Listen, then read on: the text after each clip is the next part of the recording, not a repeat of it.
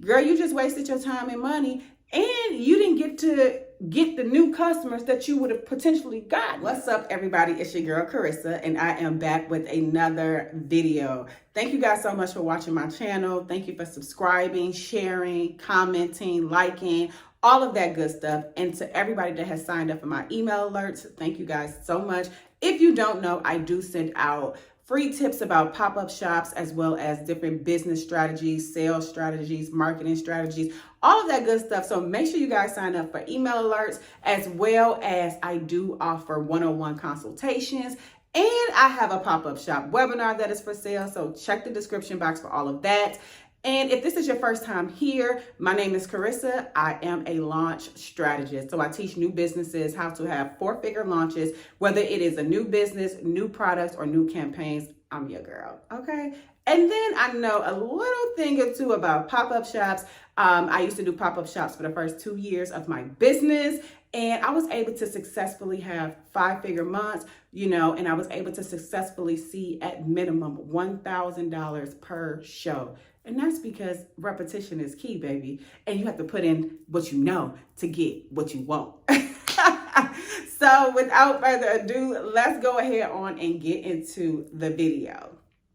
And so today's video, I want to offer you guys one quick tip about becoming a better vendor. Because if you become a better vendor, guess what happens? You make more money, you get more customers, you have longevity, all of that good stuff in your business. So one of the things I want to say is that sometimes we don't see the success that we want to see at these pop-up shops or as a vendor, period. And that's because we're not prepared.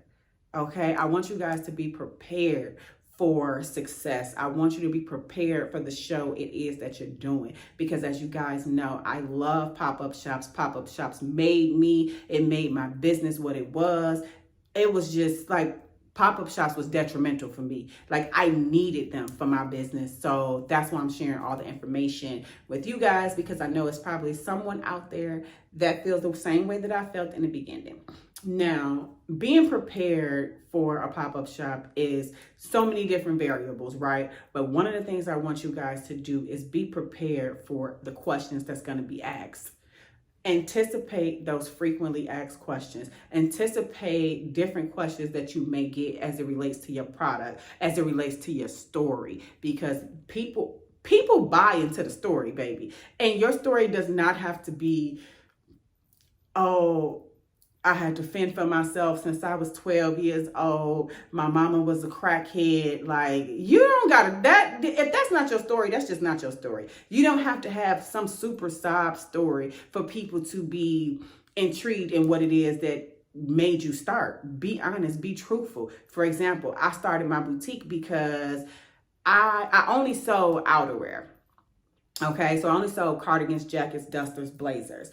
And the reason why I only sold that was because when I got my very first corporate job, I didn't have money to be buying clothes for work and clothes to go out with my friends. I was like 22 years old. I was in college getting my bachelor's degree. I had my own place, my own car. So I had grown lady bills. And I had to pay tuition. So what I personally did was I bought nothing but jackets, cardigans, dusters, and blazers. And that was truly just to make sure that not only them same slacks that I wore on Monday, I'm going to wear them on Thursday, but with a different jacket or a different blazer or something like that to make it look like it's a different outfit. But also what I was doing was wearing those jackets and blazers on the weekends when I would go out with my friends. When I would wear shorts with them, or I would wear jeans with them, or I would wear a jumpsuit with them. I would make that item work for me in multiple ways, right? So that was my story of why I started. And so many people were able to relate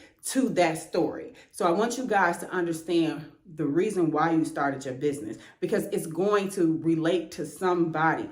You're not the only person that has the issue that you have as to why you started your business. You know what I mean? So make sure that you guys know your story. Make sure that your story is truthful, but also don't get offended if somebody can't relate to your story.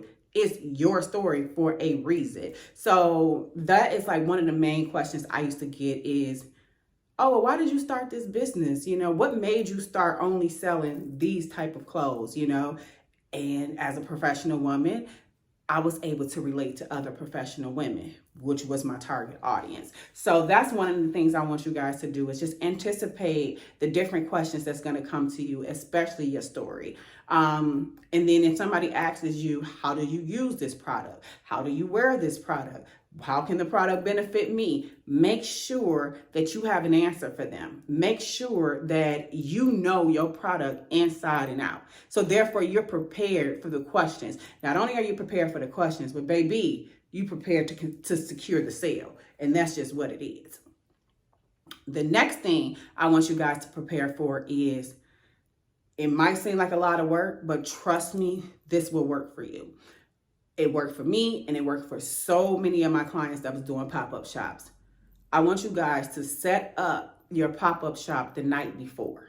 Set that up, run through it. When you look at your table, your booth, or whatever you have set up at home, how does that look? Is it appealing to the eye? Is it aesthetically pleasing? Does it look like it's too busy? Does it look like people, will be drawn to what it is that you offer? Are you showcasing your products well in the best light? So make sure you set that thing up first, the night before, or like a couple days before.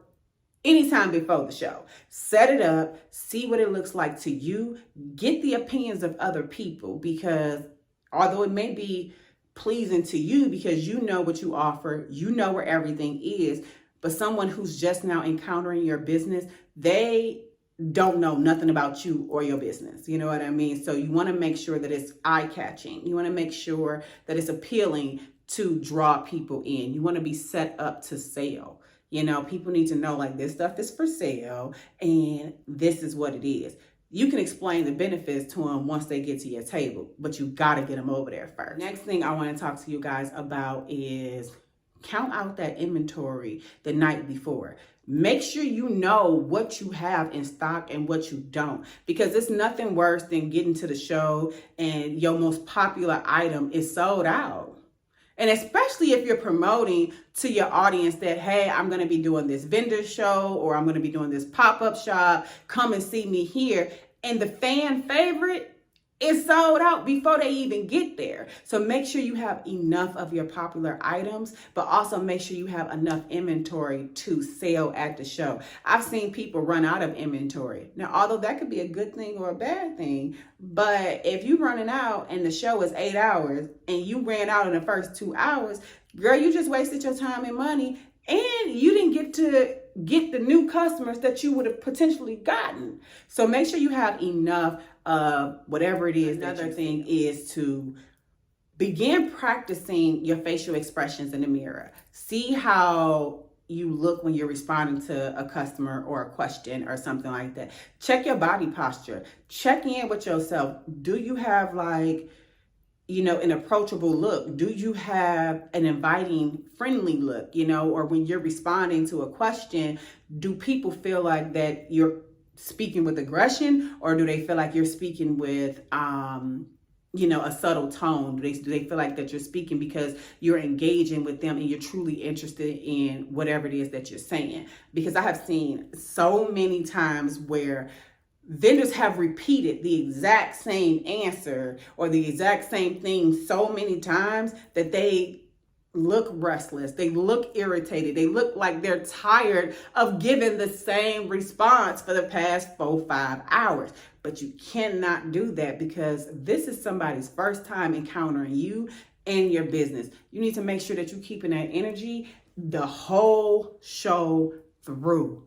Period. And that's just what it is. So that was all the tips that I have for you guys. I hope that you take these tips and implement them into your business. And I really pray that it works out for you, because I know how hard it is to be a vendor. I understand what it's like to get a little bit discouraged. So I just want you guys to continue to just stay encouraged, continue to believe in yourself and your products. And I promise you, it will work out for you in the way that you want it to work out. Just be patient with yourself. And as always, thank you guys so much. Make sure you check the description box for all of the goodies below, the one-on-one consultations, the pop-up shop webinar, and just all of the products and services that I offer are below. Thank you guys. Have an amazing week. Have an amazing day, and have a very prosperous business. Okay?